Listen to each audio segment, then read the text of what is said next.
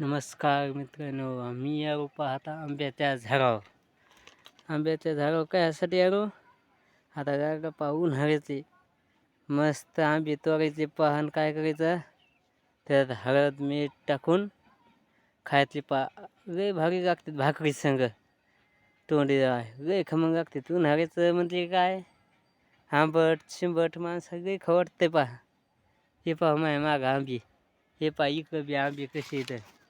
आता काय करायचं, 9-10 आंबे तोडायचे मस्त घरी न्यायचे, भाकरी संग खायचे.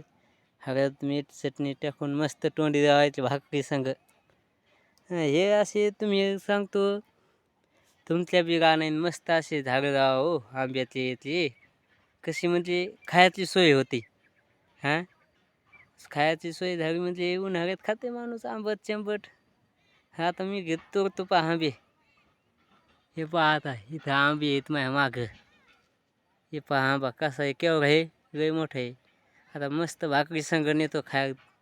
आणि तुम्ही या आंबे खाऊ गाय आपलं.